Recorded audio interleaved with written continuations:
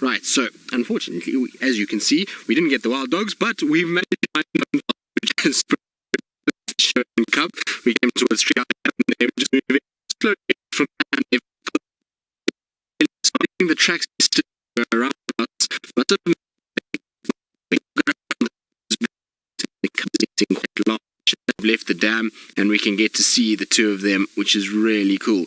Now I wonder if maybe Hosanna didn't find them until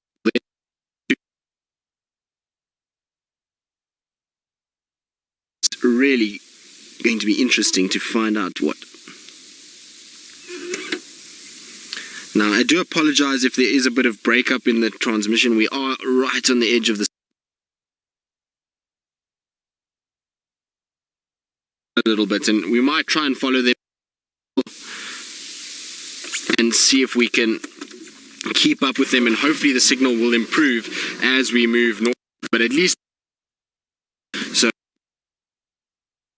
she does indeed. There you can see Shadow's cub is now perched up on the tree, and we've had to do some very innovative maneuvering in order to be able to show you guys Shadow and cub. So I don't know how much you saw of her just now when we were with you, but the gremlins are in full force where we are, and so Liam and I have had to position ourselves on top of a termite mound quite far away just to be able to actually see them and to be able to get some sort of view. We've also had to use a coffee mug to get the aerial straighter, and so Liam's pulling out all the tricks just for us to be able to spend some time. The good news is that these two, I was saying that they're full and fat, they have got a kill. So they have got what looks like quite a large carcass. I can't see what it is. It's inside there where Shadow is. It looks maybe like a fully grown impala. When she picked it up, it was quite large, and the interesting thing about it is that it was in a tree at one point, so she's taken it down out of a tree to feed on it, and hopefully she'll take it back again. Now I don't know where she's off to. She's busy kind of looking around, but it's great news for us because there's enough meat there definitely that Shadow will be here over the next day. She just seems to be looking around and calling. Now she does get a little bit grumpy with her cubs sometimes around food. We saw it the last time we had them on a kill, that she was growling and hissing at her cub and telling her cub, no, you can't go to the food until I'm finished.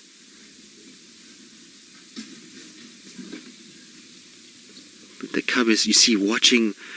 The cub is just watching the mother and waiting for mom to move off so it can go and get a little food. Although both of them are so full at the moment that I think they're just going to try and find a place to rest. We haven't named the cub yet because the cub is not a year old. So the cubs generally only get a name at about a year old. And this little cub at the moment is only about 10 months old is where we are now. It was born in around New Year's in January, and so it is a fairly young cub still, and so it hasn't gotten a name yet because it hasn't lived for a year. Normally we name them around a year old.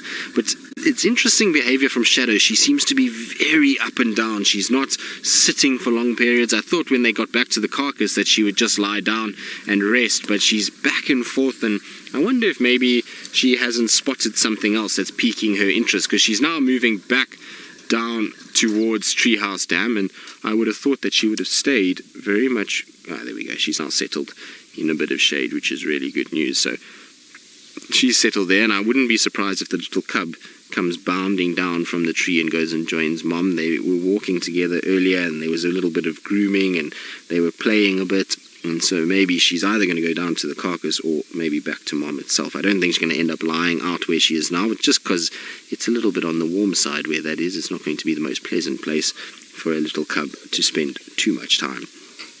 But it's getting cuter and cuter by the day, and it's also grown a lot. In the last few months, it's grown quite a bit, so it's really good to see that it's getting bigger and stronger by the day, and Shadow's doing wonderfully well to keep it alive.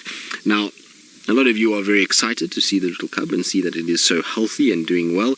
Well, that's exactly it, and it's amazing because I've seen lots of comments where everybody thinks that the cub is gone because we don't see it for 3-4 weeks, but that's just the nature of Shadow and the way that she is. She's very seldom do we see her for extended periods of time and every single day. It was only when she had Sindile that we were seeing Sindile regularly. But with this cub, she's spent a lot of time off our southern boundary, and she kind of sneaks into the southwestern corner. And because over the last little bit we have been battling with our Gari repeater after that lightning storm, we haven't been checking much of the southwest, because at the end of the day we can't really get to it with reception and things. So she is around, it's just they are more secretive, and she's a harder animal to find than some of the others.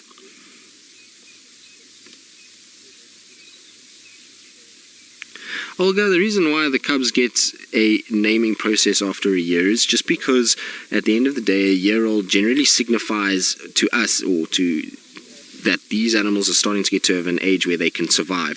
And there's no point in naming cubs if they're going to be killed, and particularly in Shadow's case, because she's had, I don't even know how many litters now, and we would have named a number of cubs that wouldn't have actually survived. So it's more about the fact that at a year-old, generally they will survive and they will be okay, and that's why they get their name at the 1 year mark, and why we end up with a situation that we start to kind of give them an ID at that point.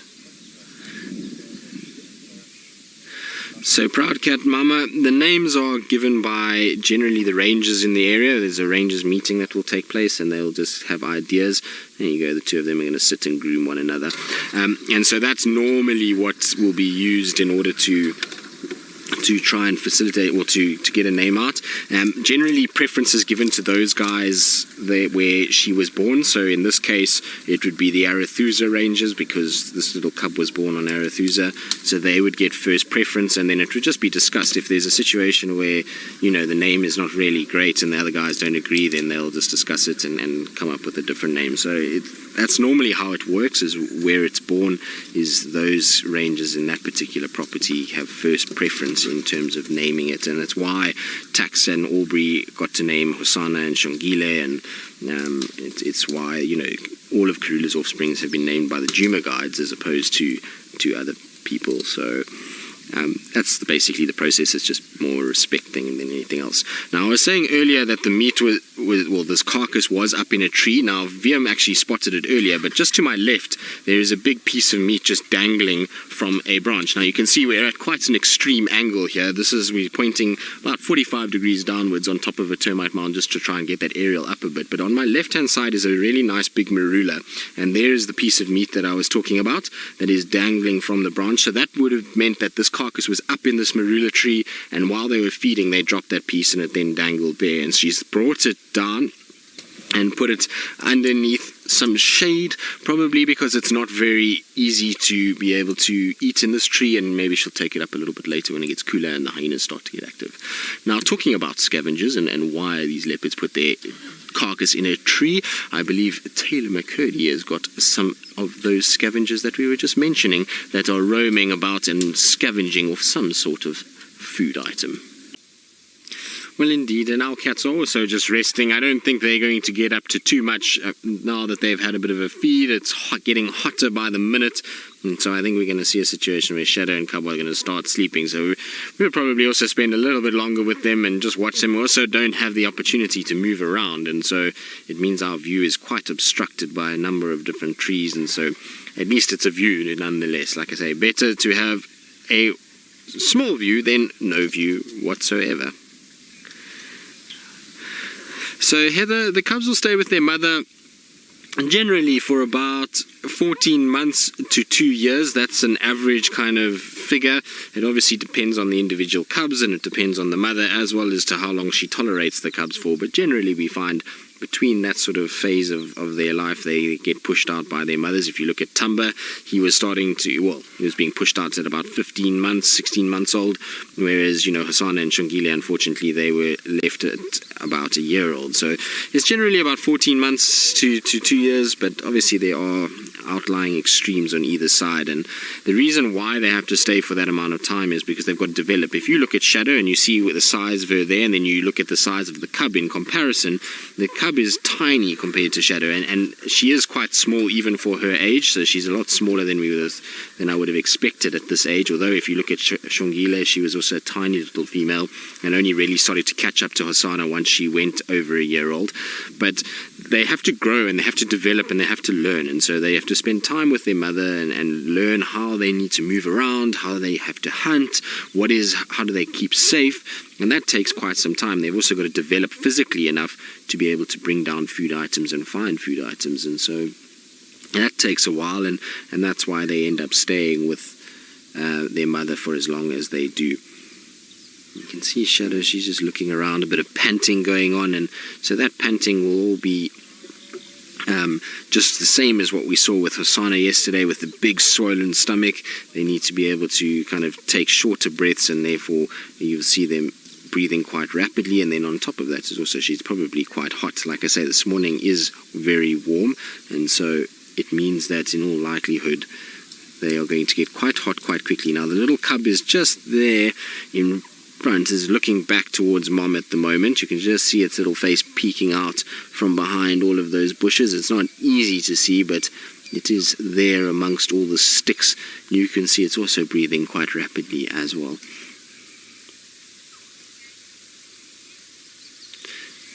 Ali, Shadow's cub, is very comfortable around vehicles. It's still a little bit kind of wary and watchful, and I think if Shadow wasn't here, wouldn't be nearly as calm around us as what it is when Shadow is here. But it is most definitely getting better, that's for sure. I mean, you can see with 3 vehicles in the sighting, and she's not running away, she's not slinking, she's not ducking down and hiding.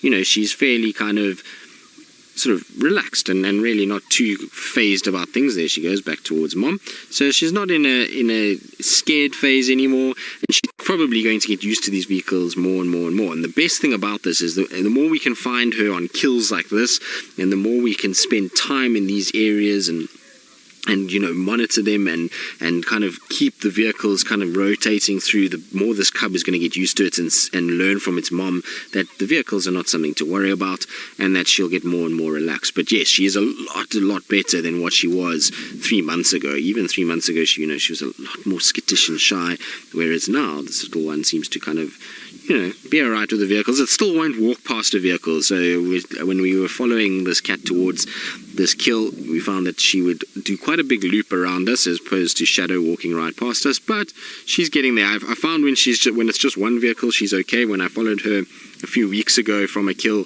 and it was just myself, she was actually okay. She walked past the vehicle a few times and wasn't too bad. But as soon as there's more than one vehicle, she doesn't walk past the vehicle at all. You can see Shadow's coming back towards this carcass. I wonder if she wants to just try and put it somewhere else and stash it somewhere better. It's almost impossible to see from where we are at the moment, so she doesn't really need to move it. Maybe she's feeling a little bit hungry and that's why she's going to head in that direction. But there we go. You can see that's the carcass she's feeding off. Now, whatever it is, it's large. If you look at the size of Shadow in comparison to that rib cage, it is not a small animal that she's killed. I have no idea what it is. I can't see nicely. There's so much glare between where I am and her. We're staring directly into the sun at the moment, so I'm really battling to try and figure out what it is. It's also been fed on so much that there's really not too much in the way of indications of what it is. Mobile Ali is asking if Karula's absence has allowed Shadow to be successful. Well, I suppose you mean in terms of cubs, because she's been a successful leopard in that she's already approaching 11 years old. But in terms of as a mother, no, not really. It's more a situation that Tingana and Anderson have provided some stability in terms of male leopards within the area. So you've got a situation where Tingana has become... Is it a nyala? It is. It's a big male nyala that she's killed. Look at the size of those horns. So that is a really massive meal. And so if you thought that Shadow had a bad limp and was struggling to kill a big male nyala is serious effort. So she's done very well to do that.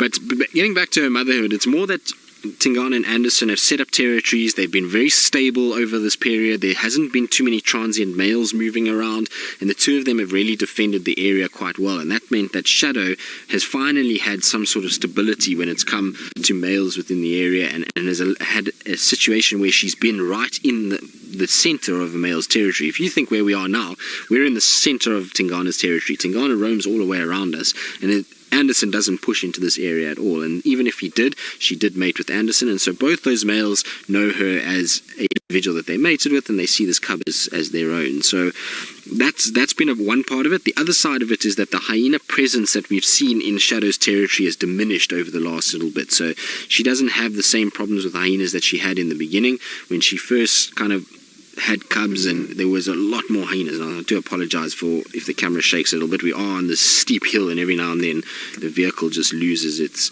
grip and just rolls slightly forward. But the hyena presence is far less than what we had earlier. in earlier years. We don't see nearly as many as what we used to, and so that's been a help. And so those are probably the two biggest factors, more than the disappearance of Karula. I mean, that's not really changed where Shadow had these cubs. Shadow had these cubs in the exact same place she's always had them, which is on Arethusa. She's not changed her kind of den site area. She's moved a little bit more into Vuatella, but other than that, really not much has changed. She's still kind of kept this cub in the same areas that she's always kept cubs, and it's just more a fact that the males have been so settled and in the last few months, and that's allowed her to grow and to raise this cub without having to deal with other male leopards. Now it seems as though she's going to come out towards us, which is fantastic. So if she does come this way, it's going to be much better. She sees she's eyeing out this tree. I wonder if maybe she didn't have another kill here or something, because that Nyala is massive, and I don't think Shadow, even as powerful as she is, could lift that male Nyala into a tree prior to it being well fed upon. So I think it's a situation that maybe she had a different carcass here, or this is another piece of meat. Maybe the cub picked up this little piece and took it up onto that tree, but that's definitely this Nyala I don't think has been in a tree itself. That's a massive, massive food item, and even male leopards would struggle to pull a fully grown male Nyala up into a tree. So I don't think that Shadow's taken it up. I think it's maybe the cub just taken a piece and played with it in this particular tree. Leo, you're asking if Karula's cubs resemble her at all. Yes, they do. I see Karula and Shongile quite heavy. I see quite a strong resemblance in Shongile.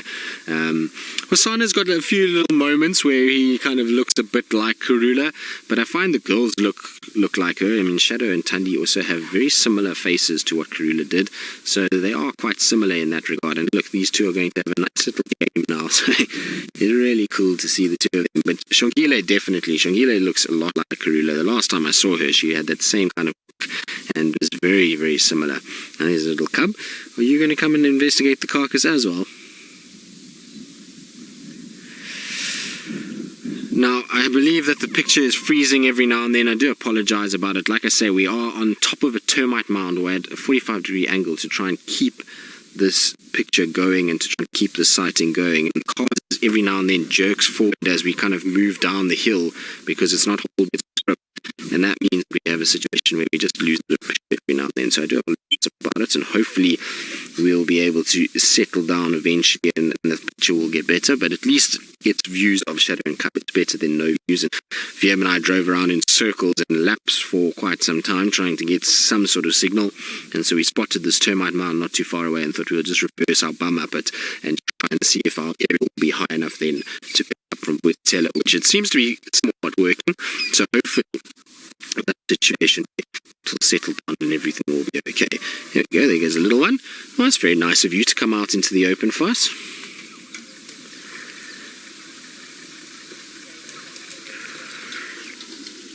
Right, now I believe our picture is breaking up quite a bit, so while we sit here and try and figure out if maybe we can get a better angle, let's go back to Brent Leo Smith, who I think has also got some scavengers, much like Taylor McCurdy had, and I wonder if there's a carcass there.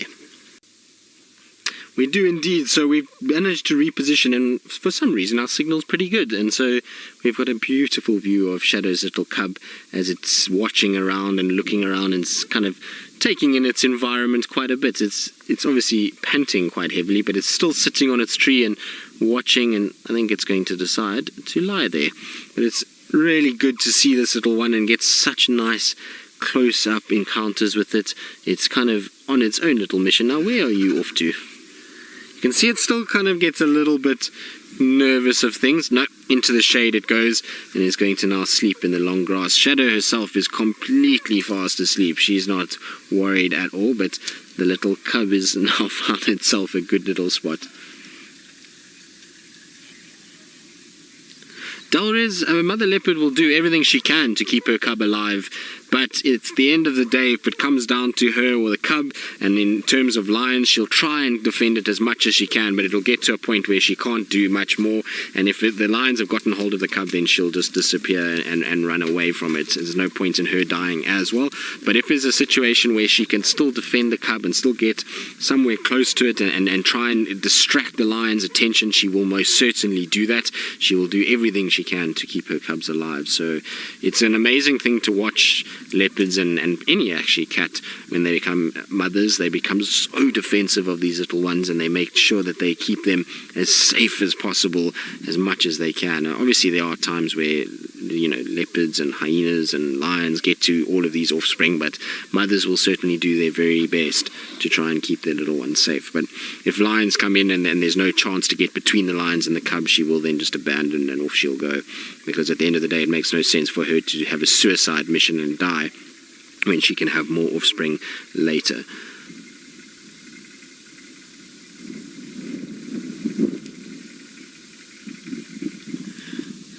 Austin, you're asking if there's a season that is better for raising leopard cubs? Well, no, and that's why leopards are, and any cat actually, will produce cubs at any time of the year. They're not animals that will coincide with seasons.